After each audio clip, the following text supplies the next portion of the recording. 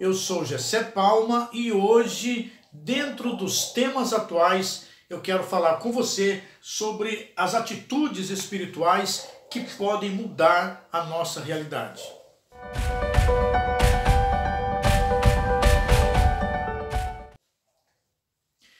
Hoje eu li uma notícia no site do UOL que diz assim: a OMS, a Organização Mundial de Saúde, diz que a América do Sul é novo epicentro da pandemia.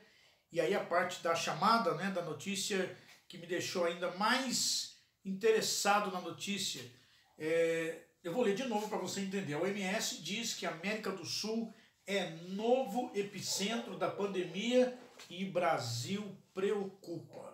Olha que interessante, não é? Eles estão sinalizando que a América do Sul toda é o novo epicentro da pandemia e que o Brasil está preocupando. Segue um pouquinho mais abaixo da notícia, diz assim: a OMS afirma que a América do Sul se transformou em um novo epicentro da pandemia no mundo. Olha só que interessante. E alerta que o Brasil é o país mais afetado na região. Eu acho muito interessante esses movimentos de oração que começam a aparecer. Se você estudar a história da igreja, a história dos movimentos, você vai ver que a Igreja de Jesus sempre teve movimentos espirituais acontecendo. Mas movimentos espirituais, muitos deles duraram anos e que tiveram uma consequência, um resultado positivo e avassalador. Quando eu falo sobre movimentos, eu também falo sobre pessoas orando aqui, pessoas orando ali, pessoas que são movidas pelo movimento. É muito interessante, porque nesse período que nós estamos vivendo agora, nesses meses, já tivemos um começo de movimento. Movimentos que reuniu milhares de pessoas em algum lugar, movimentos de orações, movimentos até mesmo de jejum, proclamação de jejum pelos presidentes de pelos líderes políticos, presidentes de diversas nações. Mas acabou. O que é mais triste ver é que os movimentos acabaram, porque era apenas um movimento sem força. Os movimentos acabaram. E quando eu falo sobre isso, eu me lembro de quantos vídeos foram postados na internet de grupos se ajoelhando e orando e alguém filmando. Pessoas declarando e alguém filmando. Então eu penso assim comigo, são meus pensamentos, minha opinião. A Igreja de Jesus, ela é movida por uma câmera. A Igreja de Jesus, ela é movida por um movimento talvez humano. É legal, né? É inspirador. Você vê um grupo de pessoas orando em vários lugares do país, de joelhos, orando com o objetivo do que será. Eu me lembro da palavra de Jesus quando ele diz assim: se você quer orar, ore em secreto com o seu Pai. Não estou dizendo que você não deve orar no restaurante na hora de almoçar, não é nada disso. É a questão do objetivo, do porquê que você está orando. O que aquele movimento que te faz orar objetiva.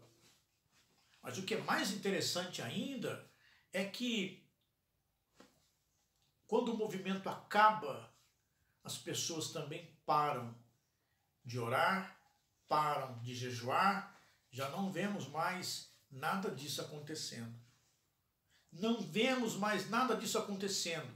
E aí começam a aparecer vários comentários nas redes sociais de pessoas incrédulas dizendo: e agora, orou? O que aconteceu? Não vi nada acontecendo, nada aconteceu, nada mudou, não tem resultado nenhum. Sem contar a confusão política e econômica e na área da saúde que está acontecendo por causa dessa pandemia. Por causa dessa pandemia que acontece no mundo todo, não só no Brasil. Então, quando eu leio uma notícia dessa, dizendo que agora a Organização Mundial de Saúde está olhando para o país e dizendo que o Brasil é o país mais afetado da região, eu acabo me preocupando, porque quem pode causar impacto na sociedade é a igreja, mas a igreja, ela é movida somente por movimentos. Então, eu pergunto para você o seguinte: você tem orado? Você tem jejuado? Você tem tirado um período da semana para você jejuar? Né? Você tem feito alguma coisa nesse sentido? Mas uma coisa não que o outro tem que fazer, ou porque o seu líder espiritual, ele tem a obrigação realmente dada por Deus de convocar o jejum, mas você tem feito isso de forma particular, sozinho, sem ninguém saber que você está fazendo? Você quer que eu diga qual é o maior movimento? O maior movimento é aquele em que uma pessoa começa a orar sozinho, e a oração dele, a unção que vem sobre ele, o poder que vem sobre ele, começa então a se alastrar por todas as pessoas, sem haver necessidade de se levantar uma bandeira e dizer: precisamos fazer isso. É claro que se a igreja de Jesus se une para orar e para jejuar, é óbvio que haverá uma resposta mais pronta, uma resposta mais poderosa da parte de Deus. Mas novamente eu digo, com qual objetivo se tem orado? De que forma a igreja tem orado nesses dias? De que forma a igreja tem falado? No vídeo de domingo, eu falei sobre a batalha espiritual, sobre a guerra espiritual, e realmente estamos vivendo numa guerra em que a igreja tem se adormecido. A igreja tem vivido somente de festas. A igreja tem vivido somente de movimentos. E não é isso que a palavra de Deus nos diz. No meio dessa situação, no meio da situação em que o Brasil vive, onde o olhar do mundo para o país é de dizer que o país se torna o país mais afetado na região, nós precisamos tomar atitudes espirituais, mas atitudes espirituais certas, atitudes espirituais corretas, atitudes espirituais embasadas na palavra de Deus, que venham mudar esta realidade, que venham mudar a realidade que o país está enfrentando. E aí eu me lembro de uma passagem das Escrituras Sagradas, que também é um clássico quando se passa por uma determinada situação, que é 2 Crônicas, capítulo 7, versículo 14, onde a palavra de Deus diz assim: se o meu povo que se chama pelo meu nome se humilhar e orar, buscar a minha face e se converter dos seus maus caminhos, então eu ouvirei dos céus, perdoarei os seus pecados e sararei a sua terra. Nós estamos não somente enfrentando uma pandemia viral, de uma doença que pode afetar o nosso corpo, mas também de uma doença que pode afetar todo o sistema de um país. Sem contar, volto a repetir, a confusão e a desunião que está acontecendo entre a liderança política do nosso país. Então existe alguma coisa acontecendo. Existe alguma coisa que está acontecendo que a igreja precisa enfrentar. E como a igreja vai enfrentar se a igreja só está vivendo momentos de festa, só está alegre, alienada ao que está acontecendo? Nós temos que tomar atitudes. E essas atitudes, elas são espirituais.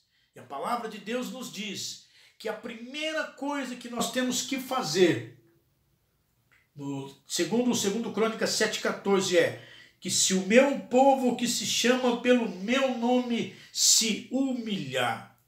E aí é que entra uma parte muito importante, que é se humilhar diante de Deus. Não é só ficar de joelhos dobrados em algum determinado lugar, não, mas é dobrar o seu coração, reconhecer que você sozinho não pode conseguir nada, que o ser humano sozinho não pode vencer tamanha guerra.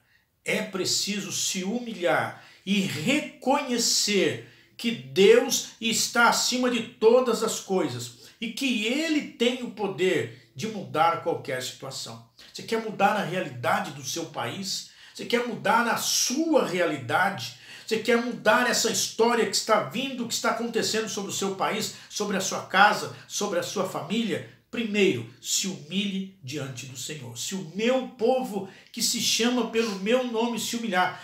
E esta responsabilidade não é para aquela pessoa que não faz parte do corpo de Cristo. Esta responsabilidade é para a pessoa que faz sim parte do corpo de Cristo. Se o meu povo que se chama pelo meu nome se humilhar.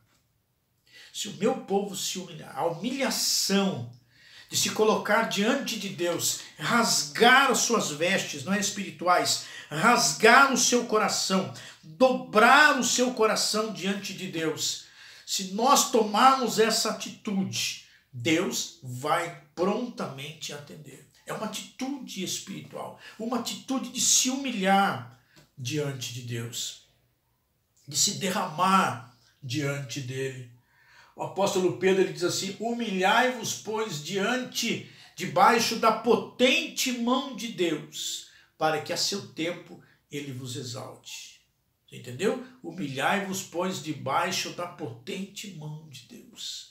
Então, antes de se dobrar um joelho para se fazer uma oração, seu coração já tem que estar dobrado. O seu coração já tem que estar rasgado. O seu coração já tem que estar se derramando. Antes das lágrimas escorrerem pelo seu rosto, o seu coração já tem que estar chorando diante do Senhor. A segunda atitude, continuando falando aqui de 2 Crônicas, é orar. Então o versículo diz: se o meu povo, que se chama pelo meu nome, se humilhar e orar. E aí eu volto a falar. A segunda atitude que nós temos que tomar é a atitude da oração. E aí eu volto a falar, por que você tem orado? Se você tem orado. Você tem orado? E se você tem orado, por que você tem orado? Por quem você tem orado? Quanto tempo você fica ali diante de Deus? Quanto tempo você está com o seu coração dobrado diante de Deus, pedindo, orando, adorando, clamando, intercedendo? Eu fiz uma série de vídeos falando sobre os elementos da oração, a importância de se saber de que forma você está orando. Mas você tem orado? Você tem separado um período do seu tempo para chegar diante de Deus e falar com Ele e orar a Ele com o seu coração humilhado diante dEle, se humilhando diante dEle? Quer mudar a realidade da sua vida? Quer mudar a realidade do seu país? Se humilhe e ore. Mas não é só isso, não. O texto continua falando: se o meu povo que se chama pelo meu nome se humilhar e orar e buscar a minha face. De repente, a palavra de Deus já fala sobre alguma coisa mais íntima, que é buscar a face do Senhor, buscar a face de Deus. Então, se humilhar, orar e criar uma intimidade com Deus, criar uma intimidade com o Senhor, criar uma intimidade a ponto de se aproximar dele e pedir o que você quiser, buscar uma intimidade com ele. Sabe o que eu tenho visto? Eu tenho praticamente 28 para 30 anos de ministério. e servi em várias igrejas. E o que eu tenho visto ao longo desse tempo todo são pessoas que oram e que fazem tudo, até pregam, mas não têm intimidade com Deus, não conseguem ouvir a voz de Deus. Se perdem no meio de tantas vozes e de tantos ensinamentos e acabam se esquecendo de ouvir a voz de Deus. E se ouvem, não a entendem. Então você quer mudar a realidade do seu país, quer mudar a realidade da sua cidade, quer mudar a realidade da sua família, se humilhe diante de Deus, ore a Ele e crie uma intimidade com Ele. Crie uma intimidade de buscar a face dEle mesmo. E a palavra de Deus ainda diz, e se converter dos seus maus caminhos. São 4 atitudes que esse versículo nos diz. Se humilhar a Ele, orar a Ele, buscar a face dEle e se converter dos seus maus caminhos. E aí é que o bicho pega, não é mesmo? É aí que as coisas começam a pegar. Porque eu preciso fazer uma autoanálise de quem sou eu diante de Deus. De quem sou eu diante do Senhor. Quem sou eu? A Bíblia ensina que os nossos pecados fazem separação entre nós e Deus. E eu também digo a você que todos nós temos telhados de vidro. Todos nós temos. Não há um mais santo ou menos santo do que o outro. Não existe isso, não.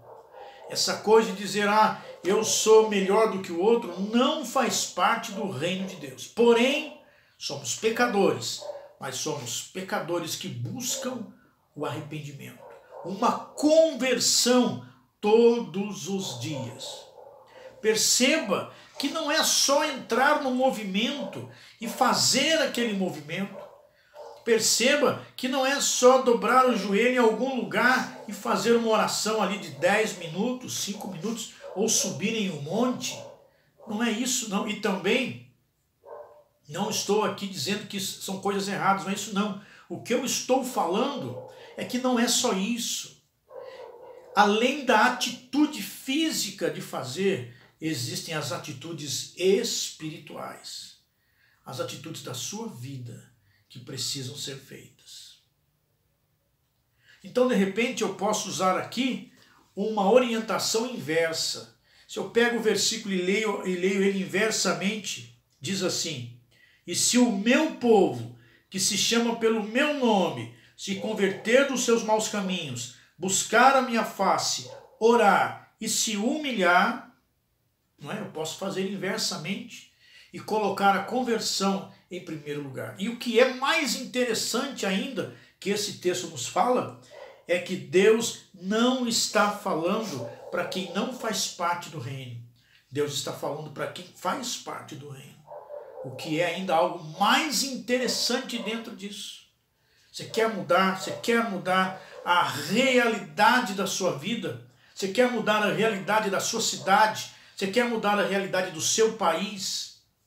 Você quer mudar uma realidade que você esteja vivendo? Tome essas atitudes. Se humilhe perante Deus. Ore a Ele. Busque a face dEle. Se converta dos seus caminhos. E aí a promessa do Senhor é mais poderosa ainda, quando Ele vai completar dizendo, e eu ouvirei dos céus. Olha que bacana. Eu ouvirei dos céus. Perdoarei os seus pecados e sararei a sua terra. Você quer que a sua terra seja sarada, o seu país seja protegido, não haja confusão na liderança política do país. Tome essas atitudes. Então que esta semana você não seja guiado por nenhum movimento, mas que você tome a atitude de buscar a Deus de uma forma diferente. E com toda a certeza, Deus vai atender a sua oração. Deus te abençoe.